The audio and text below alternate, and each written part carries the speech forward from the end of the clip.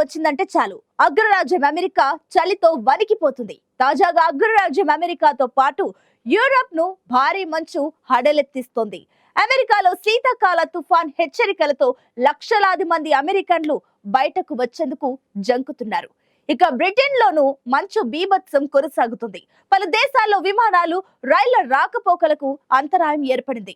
ఇక మంచు తుఫాన్ కారణంగా విద్యుత్ సరఫరాలో ఆటంకం ఏర్పడడంతో హీటర్లు పనిచేయక ప్రజలు చలికి వణుకుతున్నారు. ప్రస్తుతం అమెరికా, బ్రిటన్ లో అత్యల్ప ఉష్ణోగ్రతలు నమోదవుతుండటంతో అనవసరంగా ప్రజలు బయట తిరగొద్దని అధికారులు హెచ్చరికలు జారీ చేస్తున్నారు.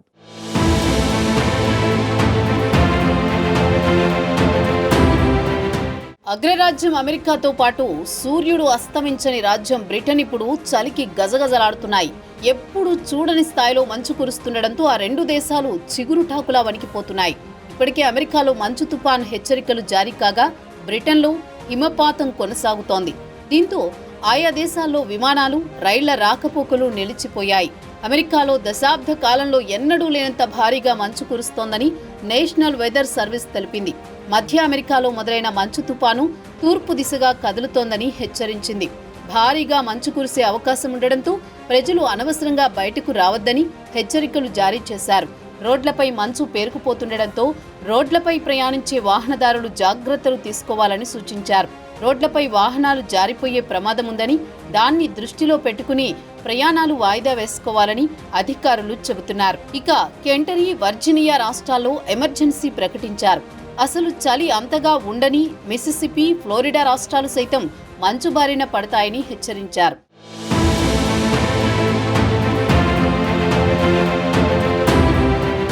ఆర్కిటిక్ చుట్టూ ప్రసరించే చల్లటి గాలితో కూడిన పోలార్ వోర్టెక్స్ కారణంగా ఏర్పడుతున్న విపరీతమైన వాతావరణ పరిస్థితులే భారీగా మంచు కురవడానికి కారణమని నిపుణులు చెబుతున్నారు.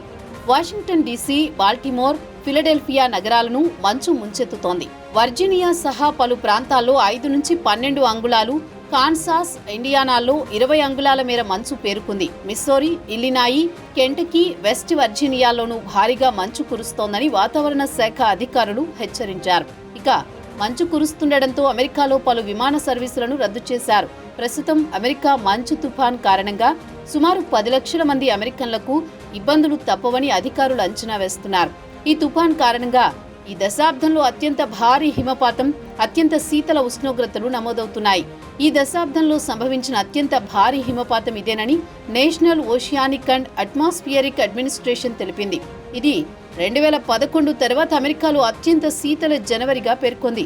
చారిత్రక సగటు కంటే తక్కువగా ఉష్ణోగ్రతలు 1 వారం పాటు కొనసాగనున్నాయని పేర్కొంది.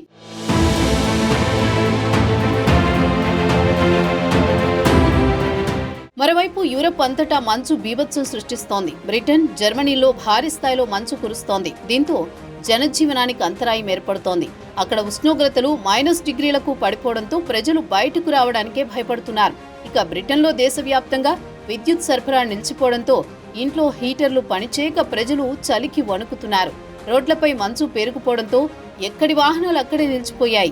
మరోవైపు రైల్వే ట్రాక్లపై మంచు ఉండడంతో అనేక రైళ్లను రద్దు చేశారు. ఇక దక్షిణ ఇంగ్లాండ్లో 8వ హెచ్చరిక జారీ చేశారు. మరో వారం రోజుల పాటు ఇదే పరిస్థితి కొనసాగుతుందని అధికారులు హెచ్చరించారు. జర్మనీలో మంచు బీభత్సం దృష్ట్యా బ్లాక్ ఐస్ హెచ్చరికలు జారీ చేశారు. ఇళ్లలోనే ఉండాలని ప్రజలకు సూచించారు. ఫ్రాంక్ఫర్ట్ విమానాశ్రయంలో విమాన రాకపోకలన్నింటినీ రద్దు చేశారు.